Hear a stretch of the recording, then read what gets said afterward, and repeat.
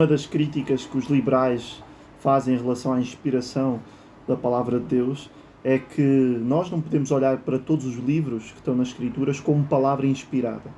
E muitos usam, por exemplo, algumas frases de Paulo, como a que está no capítulo 7, na primeira carta de Paulo aos Coríntios, a partir do versículo 25, em que Paulo diz assim, em relação a estas questões do casamento, em relação às pessoas que não estão em casamento: não tenho mandamento do Senhor, mas dou o meu parecer como alguém que pela misericórdia de Deus é digno de confiança. Então aqueles aqui dizem, Paulo aqui está a afirmar que isto é meramente a opinião de Paulo.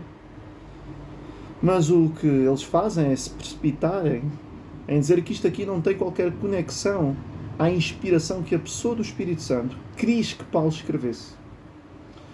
O erro que os liberais fazem é apanharem Jesus e colocá-lo de certa forma externa ao texto e em conflito com o próprio texto do Novo Testamento. Muitos chegam a dizer que o que Paulo disse deve ser posto em confrontação com o que Jesus disse nos 4 Evangelhos. Muitos chegam a dizer que Jesus, em relação à palavra escrita que está contida na revelação da palavra de Deus, tem autoridade superior aos escritos que estão contidos na palavra de Deus de Paulo. Ou seja, eu faço uma pergunta que é a seguinte: será que frases ditas pelo próprio Senhor Jesus que estão contidas na revelação escrita, por exemplo, nos 4 Evangelhos, têm autoridade superior ou uma verdade maior do que os escritos de Paulo?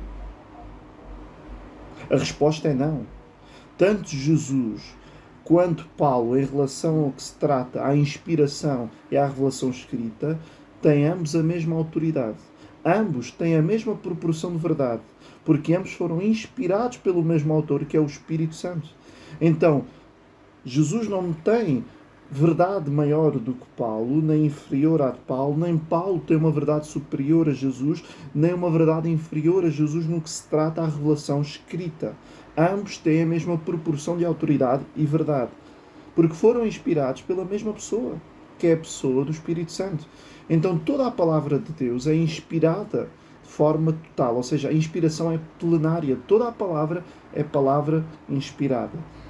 Então o que é que nós podemos dar como resposta a este dilema, a esta questão do capítulo 7, na primeira carta de Paulo aos Coríntios, a partir do versículo 5? Bem, na parte inicial, quando Paulo diz quanto às pessoas virgens não tenho mandamento do Senhor, Paulo provavelmente estava-se a referir aos 3 anos e meio em que Jesus esteve aqui fisicamente. Que Jesus não falou, que Jesus não deu um mandamento, não prescreveu nada, enquanto estava naquele tempo ali, acerca desse assunto, mas que agora Paulo, na condição de autoridade apostólica, na condição de apóstolo, alguém que foi comissionado, autorizado pelo próprio Senhor Jesus a lançar a nova doutrina, a lançar o novo ensino, ele dá o seu parecer, ou seja, ele dá a sua opinião, mas não é uma opinião desassociada da ação do Espírito Santo. A opinião de Paulo é uma opinião inspirada, é uma opinião autoritativa, porque é o Espírito Santo que, de certa forma, legitimou Paulo a escrever este seu parecer.